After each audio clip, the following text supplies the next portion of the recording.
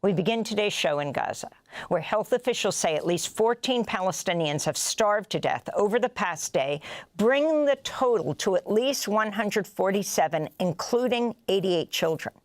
Facing growing international pressure, Israel's allowed some additional aid into Gaza, including by airdrops, but the UN said it's still just a, quote, drop in the ocean of what's needed.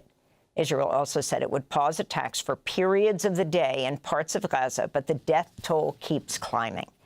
Earlier today, Israeli forces opened fire at 2 food sites. On Sunday, Israeli forces killed 9 Palestinians and injured 54 who had gathered along an aid convoy route in central Gaza.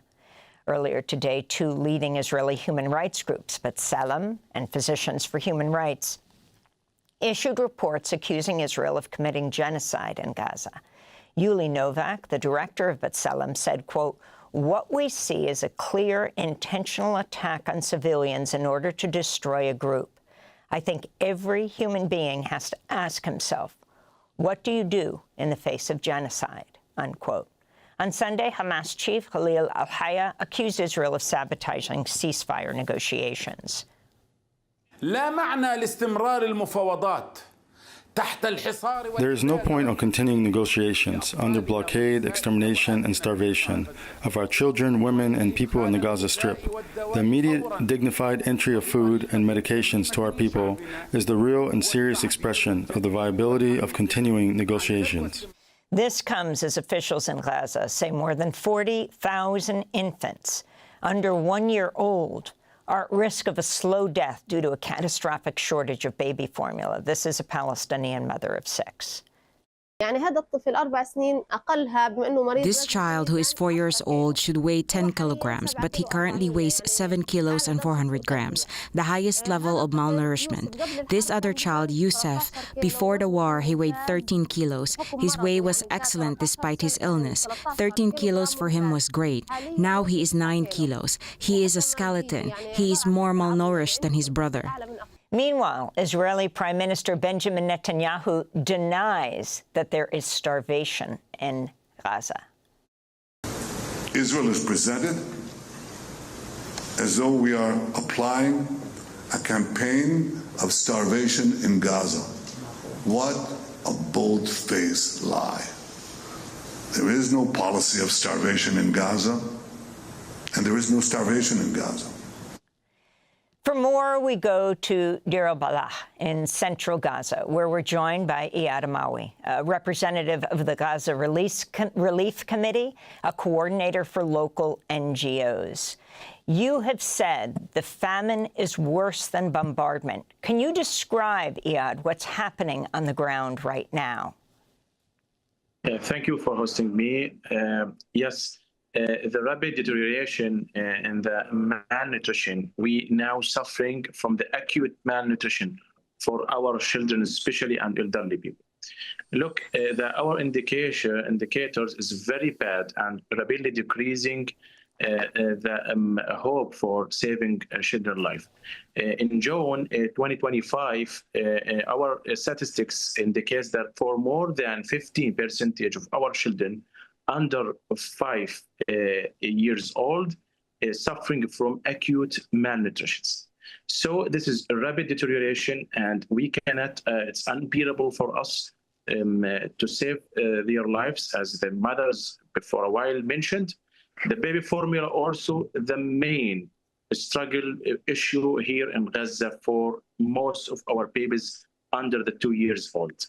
So in my thoughts, when I mentioned it's more aggressive than the bombardment because it's caused the death rapidly for especially children and elderly people who are suffering from chronic disease and need special nutrition. You can imagine our families here just survive over 1 meal maybe at the day. And most of our adults reduces their portion of the food to feed their children. So the famine is also aggressing more than the bombardments and will cause a huge amount of children rapidly lose their life. The main categories now to save the children. In our statistics, we recorded that more than 5,000 babies they suffering from acute malnutrition. This is percentage is more than 150% from the previous March. So Israel says it's implementing humanitarian pauses of bombing in densely populated areas. Yet we have reports on Sunday Israeli forces killed 9 Palestinians, injured 54 who had gathered along an aid convoy route in central Gaza. That's something that has been happening regularly over the past months. Can you explain what's happening on the ground? Of course. Look, the GHF warehouses I mentioned before, it's a death trap. Yesterday, the Israeli occupation announced the truce for the humanitarian corridor and some operations for aid distributions. The people there still waiting, crowded thousands and thousands in the cross area and at the GHF warehouses and everywhere in the eastern part of the Gaza Strip. It's cited in the red zone that the Israeli mentioned. This is a truce.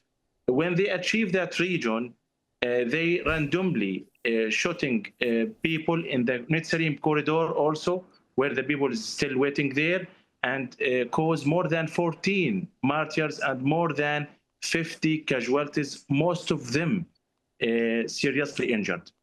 So over the ground, nothing tangible changed from after the Israeli announced the ceasefire temporarily for aid and distribution of aid. And also, the amount of foods they let come into the Gaza, it's completely will not change the catastrophe here because it's very less, more than our daily needs here. As we're broadcasting, we've just heard that President Trump, who was asked by journalists at a news conference in Scotland if he agrees with the Israeli government's assessment that there's no starvation in Gaza, Trump replied, not particularly. He said he's seen them on TV and those children look very hungry. The U.S. president added that the U.S. is giving a lot of money to support the aid effort in Gaza. He recently was interviewed and said the U.S. had given $60 million in aid. Where was the thank you, he asked. Eyad Amawi, if you can talk about what's getting out there and your response to President Trump.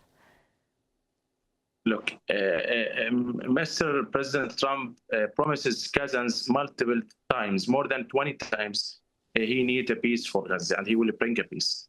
But in our thoughts as a locals and as NGOs coordinator, Trump's mentioned that multiple times, but nothing tangible happened after each statement from the President Trump.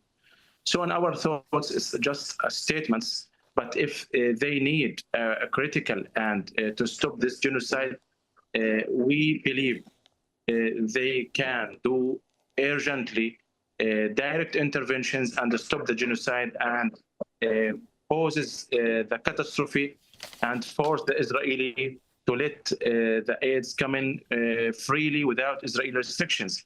And if Mr. Trump's need to know is there a real famine here, please let the international journalists come to the Gaza freely and remove the ban over the journalists from the international community. And those people can reflect also the reality. As NGOs coordinators, I mentioned multiple times, we have no time to wait a new political statements. We're sending more than one human appeal to save our children's life. Gaza completely destroyed. Nothing here exists to stand in these circumstances.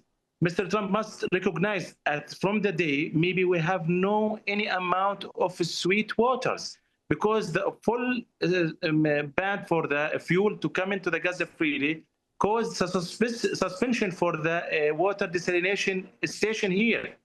So until this moment, nothing could change, just statements in the media. So we hope something will change directly And we sending another human appeal for the international community to do interventions urgently and to open a real humanitarian corridor, not the airdrops. It's not cause any tangible things here. And so what has been the policy change exactly?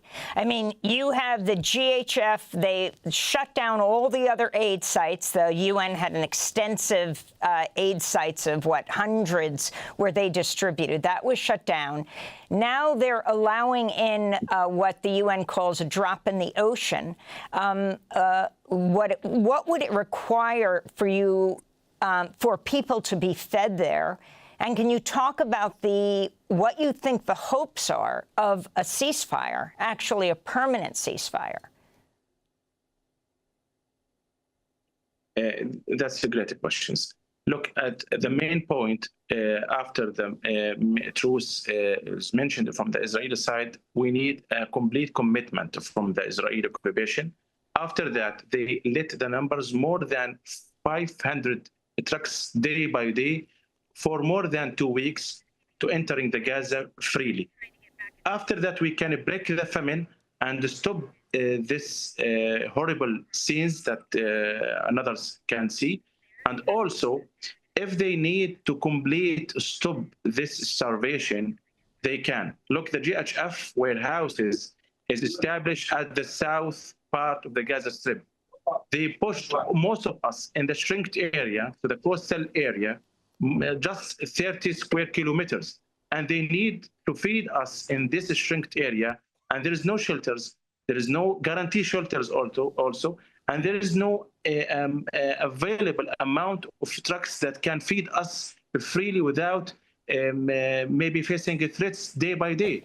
You cannot imagine when the people is crowded over the trucks and maybe have a lot of aggression between the civilians here.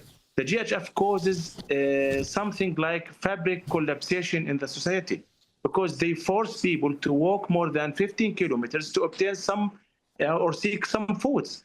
It's unbearable for the women and children and elderly people and who have a disability to move to day by day to go to the GHF warehouse at Rafah. I know a lot of my peoples went there from the north and from the Gaza town.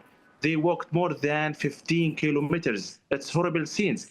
They cause for those civilians suffering more and more. This is a collective punishment, really. Iyad Amawi, I want to thank you very much for being with us, representative of the Gaza Relief Committee, coordinator for local NGOs, speaking to us from Deir al-Balah in central Gaza. Thanks for watching Democracy Now! On YouTube. Subscribe to the channel and turn on notifications to make sure you never miss a video. And for more of our audience-supported journalism, go to democracynow.org, where you can download our news app, sign up for our newsletter, subscribe to the daily podcast, and so much more.